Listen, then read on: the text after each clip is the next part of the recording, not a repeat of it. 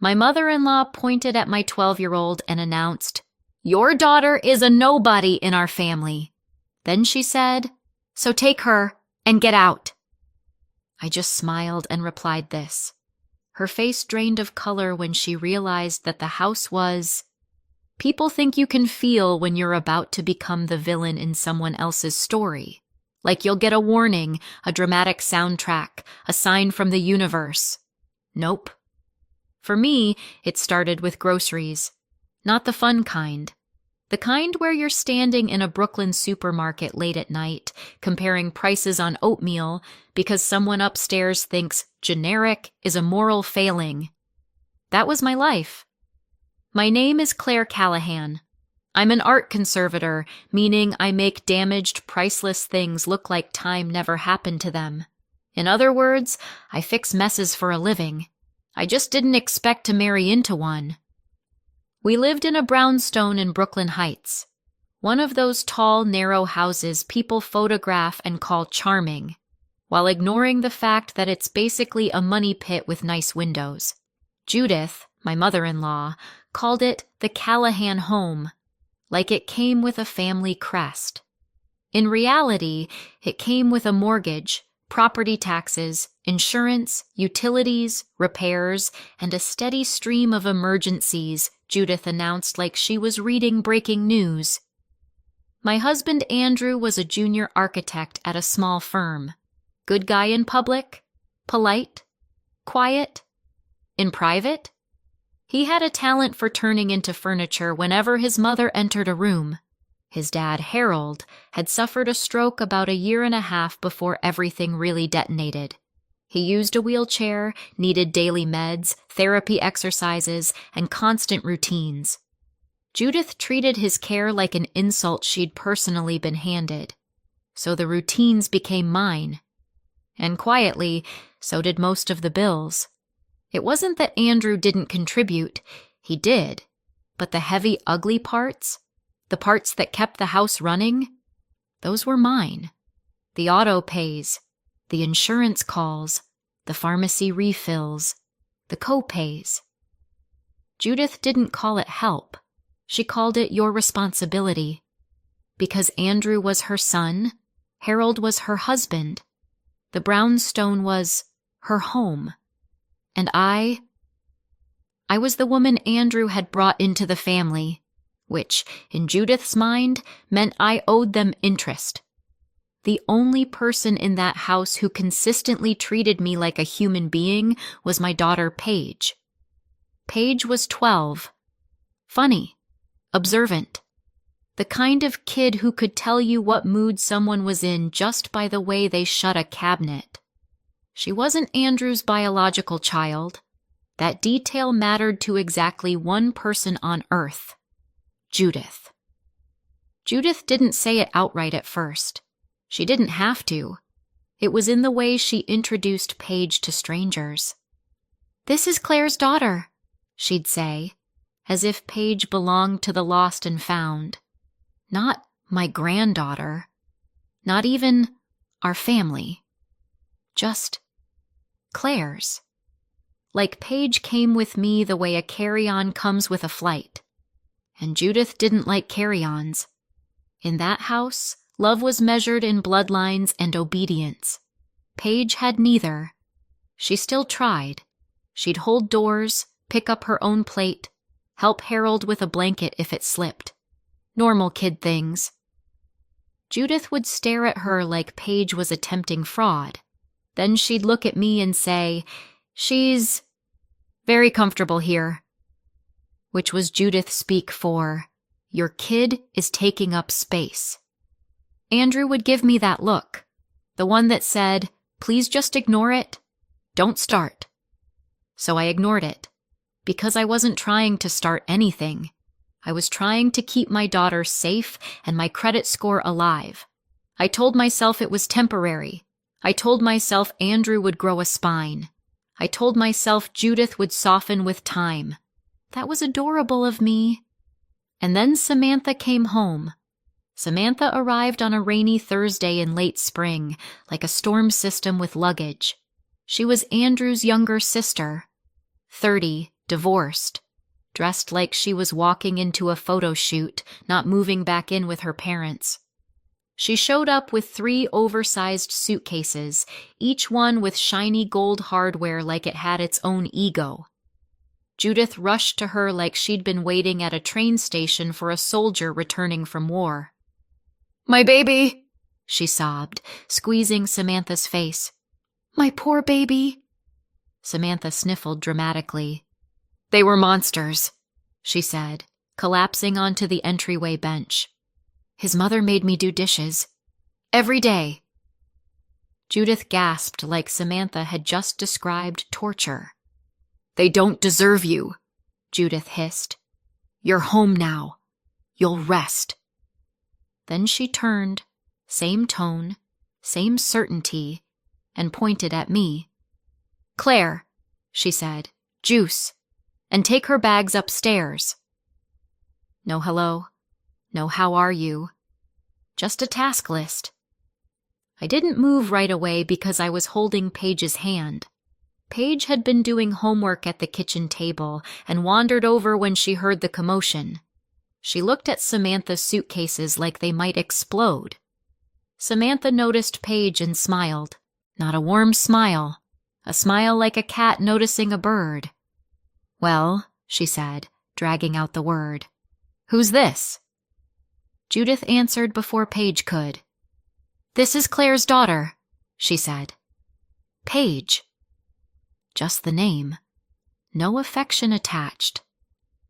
Samantha's eyes flicked over Paige, her backpack, her sneakers, the way she stood close to me. Then she looked at me. "So," she said lightly, "she helps around the house, right?" It was a question shaped like a statement. Paige's fingers tightened around mine. "She's 12, I said. Samantha shrugged. "I was babysitting at 12. It builds character." Judith nodded like she'd just heard scripture. "Exactly," she said.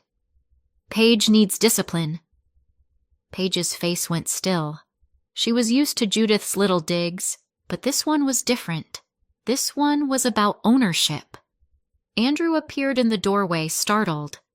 "Sam," he said. Samantha launched herself at him with a squeal, crying into his shoulder.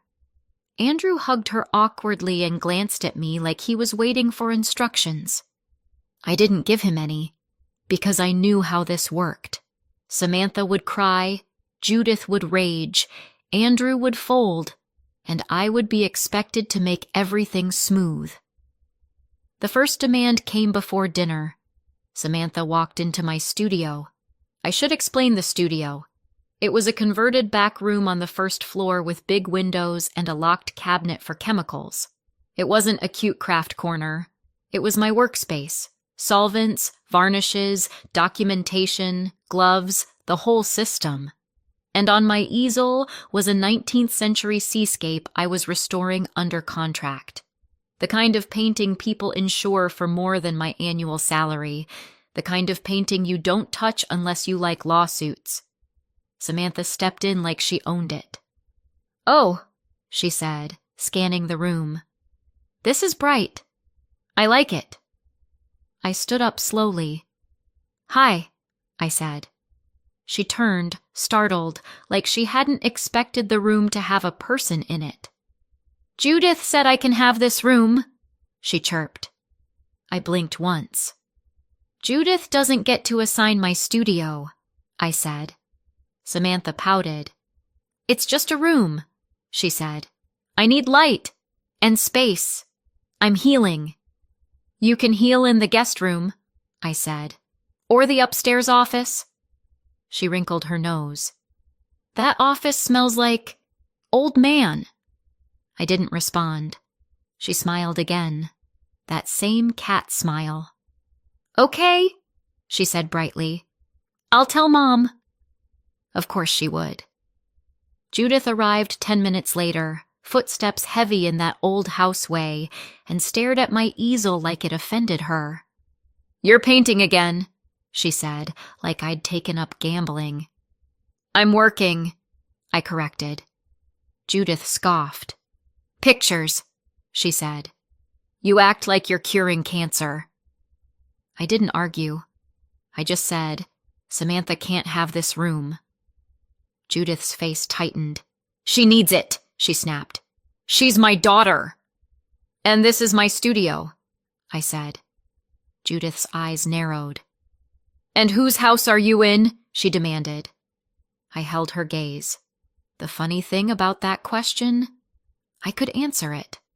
Honestly. Legally. With receipts. But I didn't. Not yet. Instead I said, "Paige is not going to be your maid either." Judith blinked, surprised. "Oh, don't be dramatic," she said. "A few chores won't kill her." "No," I repeated. Judith's voice dropped. "You're getting mouthy," she warned. I smiled slightly, because mouthy is what people say when they're losing control, and Judith hated losing control. That night at dinner, Judith served Samantha first, then Andrew, then Harold, then herself. Paige got her plate last, slid over like an afterthought. After dinner, Judith snapped her fingers. "Paige," she said, "clear the table." Paige looked up. Her eyes flicked to me. I said gently, "You can take your plate to the sink." Paige did. Judith's nostrils flared. "And the rest?" she insisted. "No," I said, still gentle. Judith slammed her fork down. "This is why she's spoiled," she said, pointing at Paige like she was evidence. Paige froze. Andrew stared at his plate. Harold stared out the window like he'd left the room without moving. Samantha smirked. And that was the moment I realized something important. They weren't going to stop. Not with the studio. Not with Paige. Not ever. Unless something forced them. So I started watching. Listening. Collecting. Because if there's one thing I'm good at, it's restoration. And sometimes restoration begins with removing rot. The next few weeks were a slow-motion lesson in entitlement. Judith woke up every morning with a new plan for my time. One day it was, Samantha needs breakfast in bed. Another day it was, Samantha needs her laundry done properly. Samantha started leaving her dishes in the sink like a protest. Wet towels on the hallway floor. Borrowed my hairdryer and complained it wasn't salon quality. Paige tried to stay invisible, which is what kids do when adults act unsafe. She spent more time in her room, read, drew, stayed quiet, and then Judith started assigning her, not politely, not "help me, sweetheart," orders. "Paige, bring Samantha water." "Paige, take the trash out." "Paige, vacuum the stairs." The first time Paige obeyed, she did it with that careful expression kids wear when they're trying not to make someone angry. I stopped her halfway down the stairs. "Hey," I said softly. "Come here." She looked up at me like she was in trouble. "You don't have to do anything for Samantha," I said. "Not unless you want to." Paige swallowed. "She said I have to," she whispered. "I say you don't," I replied. Paige's shoulders relaxed a fraction. Then she frowned. "But it makes her mad." "I know," I said. "Let me handle that." Paige nodded. Judith did not enjoy being handled. The next confrontation came on a Sunday morning. Judith barged into the kitchen with a notepad and slapped it down in front of me. 15 people, she announced. "Brunch next Saturday at noon." I stared at the page. Menu items, decorations, timing, everything mapped out like a military operation. "You'll do it," Judith said. "This is family." "Order catering," I said. Judith blinked like I'd spoken another language. "What did you say?" "I said order catering," I repeated. Or Samantha can cook for her friends." Judith's mouth tightened. "You'll do it," she said again, sharper. "You live here." Andrew wandered in, half awake, and did the thing he always did, tried to smooth the air without solving the problem. "Claire," he murmured. "It's just brunch." "It's labor," I corrected. Samantha appeared in the doorway wearing a silk robe like she'd stepped out of a perfume commercial. She'd clearly been eavesdropping. Her eyes got wet on cue. "She hates me," Samantha wailed. "She wants me to suffer." I didn't even blink. "I want you to stop treating my daughter like staff," I said. Judith slammed her hand on the counter. "Listen to me carefully," she said, voice low and sharp. "As long as I'm alive, I run this house." Then she looked toward Paige, who was standing in the hall holding her backpack like a shield. "You are lucky I let you in," Judith snapped. Paige went pale, and I felt that clean, cold clarity settle in, the part of you that stops pleading and starts planning. 2 nights later, it happened. I stepped out of my studio to wash my hands. 2 minutes. That's all. When I came back, the studio door was ajar. My stomach tightened. I walked in. Samantha was standing over the easel, holding my solvent bottle. Her phone was propped up on a shelf, recording.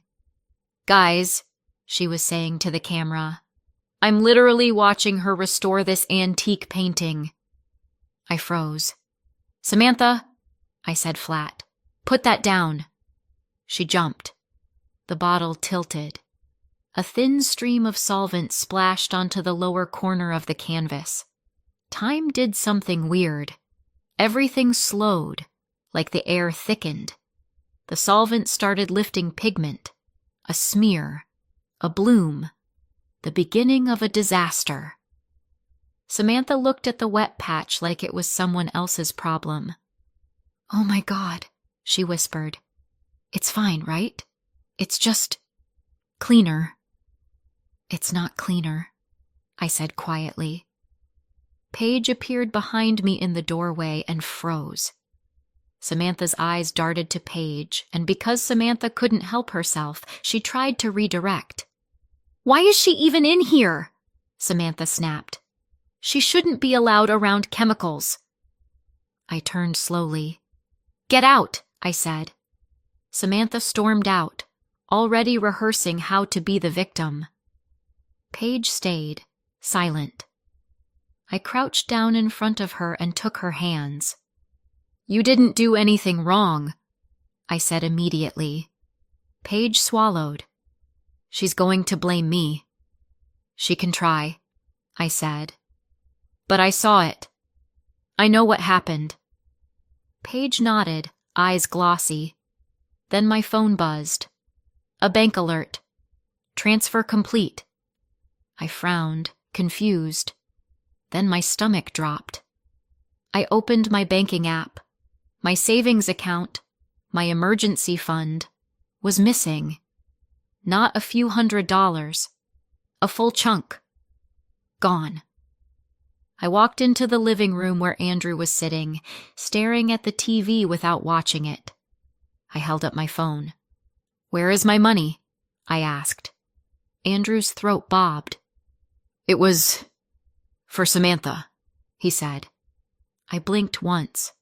"For Samantha," I repeated. "She needed it," he rushed. "She's going through a divorce, Claire. She doesn't have access to her accounts. Mom was freaking out." "You stole my savings," I said, very clearly. Andrew's face went red.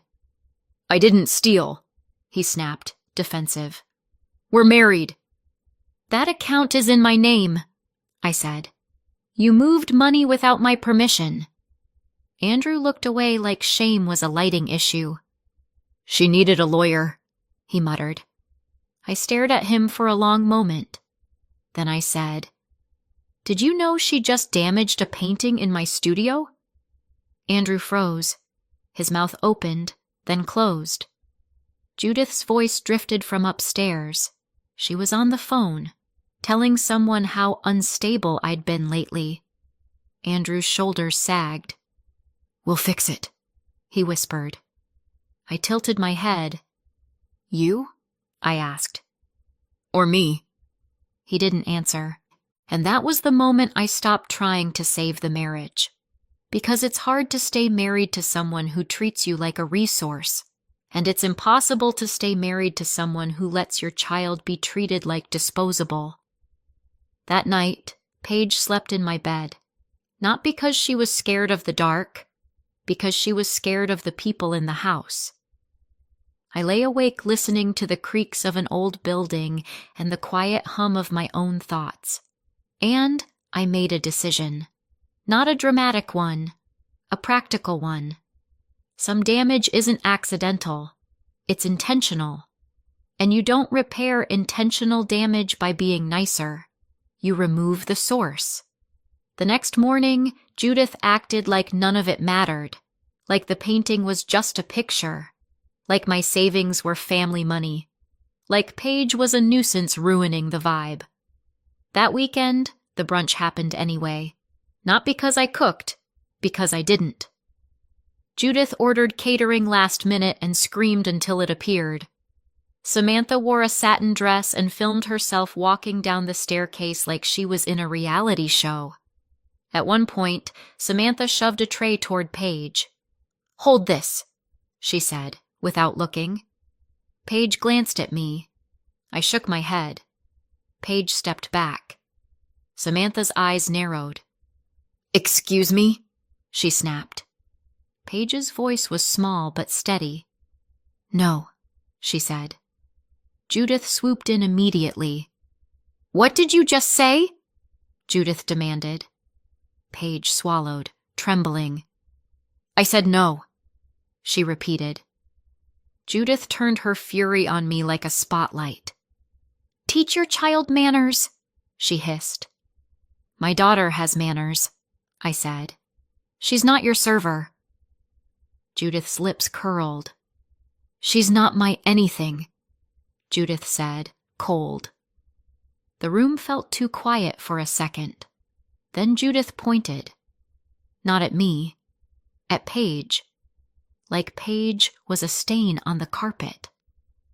"Your daughter is a nobody in our family," Judith said, loud enough that someone near the doorway stopped moving. Then she added, like she was issuing a verdict, "So take her and get out." Paige's face crumpled, not into tears, into shock. Andrew inhaled sharply. "Mom," he started. Judith cut him off with a glare. Samantha smirked. And I smiled. Not a sweet smile. Not a fake, keep the peace smile. A calm one. "I'm flying to LA, I said pleasantly. Judith blinked. "What?" "I said Los Angeles," I repeated. "Good luck." Then I turned to Paige. "Go pack a bag," I said gently. "Just your essentials." Paige hesitated, eyes wide. "We're leaving?"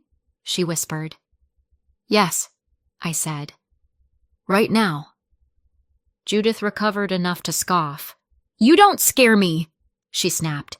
"This is my house." I tilted my head. "Is it?" I asked. Judith stiffened. "What did you say?" I didn't answer immediately.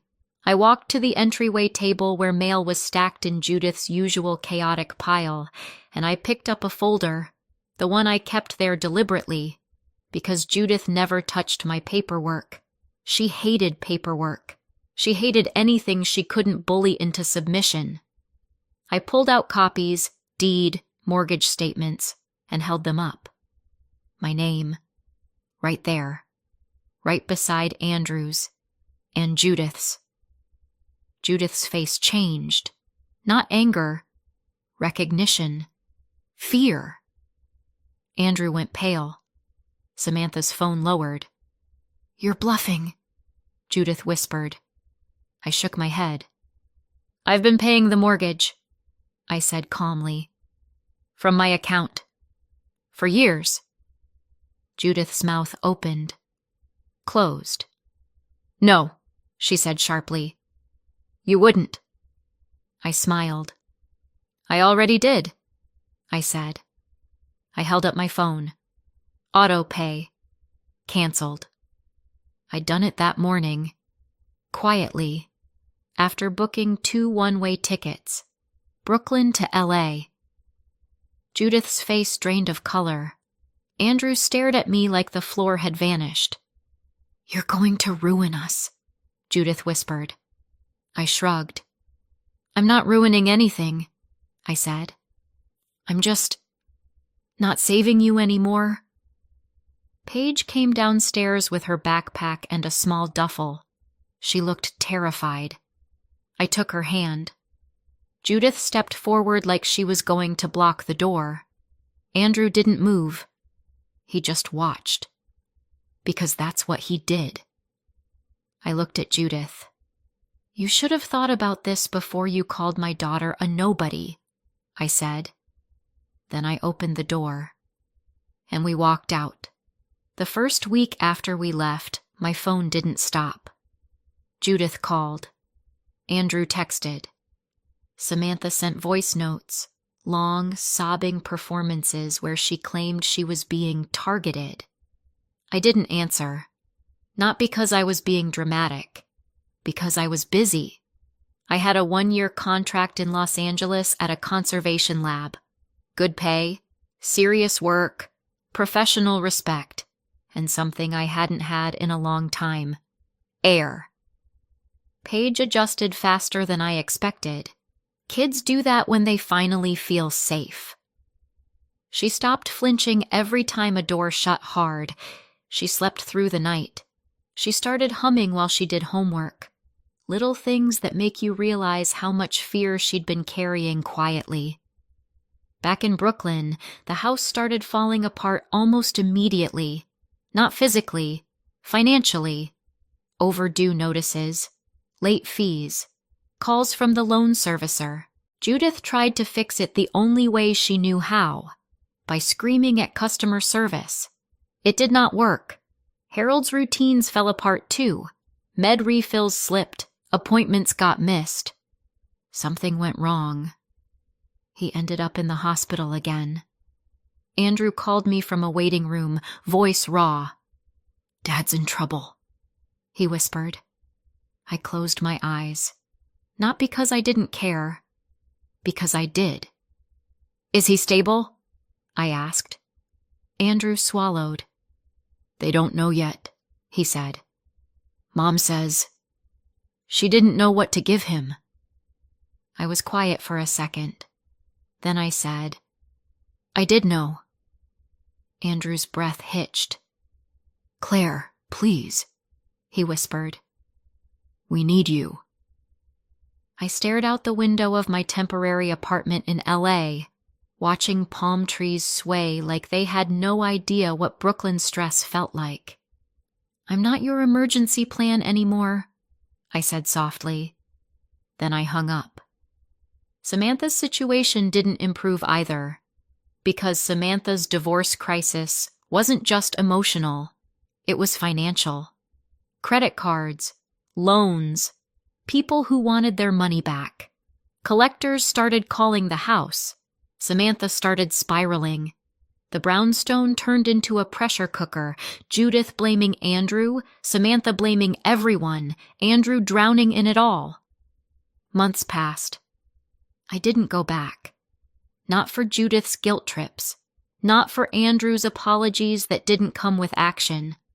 I focused on work, on Paige, on rebuilding a life that didn't revolve around managing other people's chaos. Then, one afternoon, my attorney called. Matthew Collins. A calm voice with sharp paperwork. They've been served with a pre-foreclosure default notice, he said. Foreclosure is moving forward. I leaned back in my chair. Paige was at the counter doing homework, chewing a pencil like she could intimidate fractions. Okay, I said.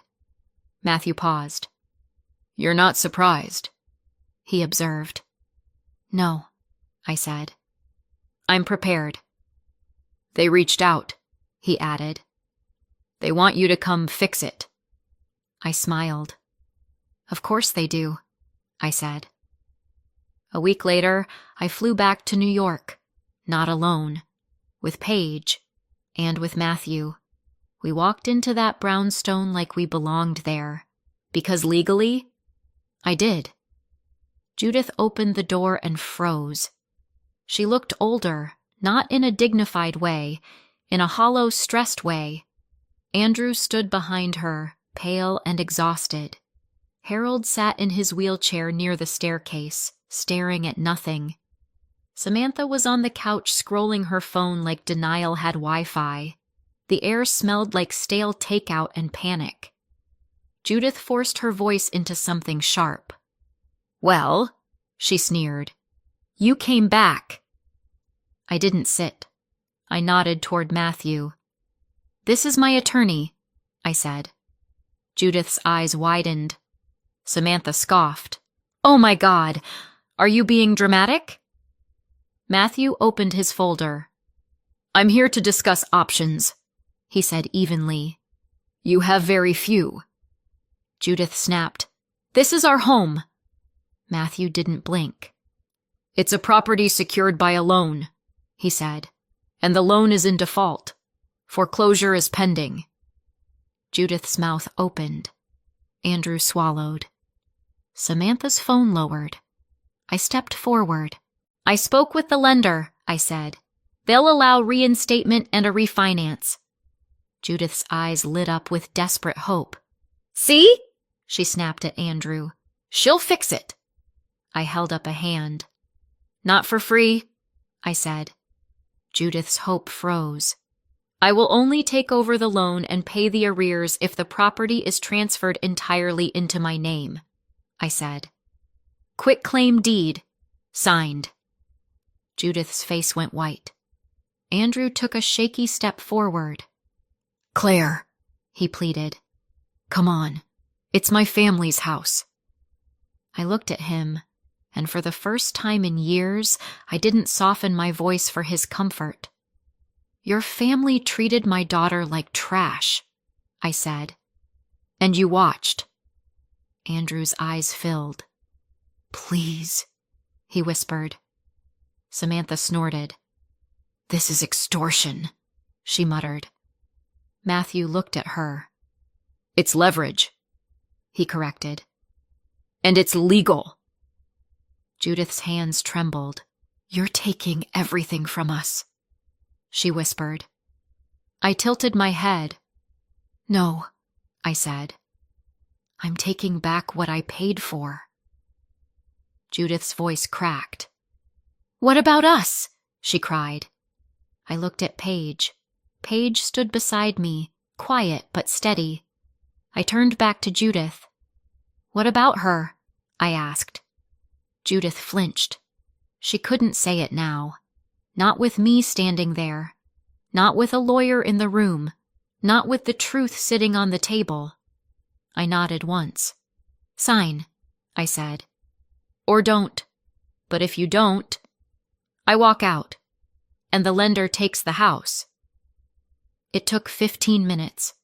15 minutes of Judith shaking, Andrew pleading, Samantha sighing like she was the victim of stationery.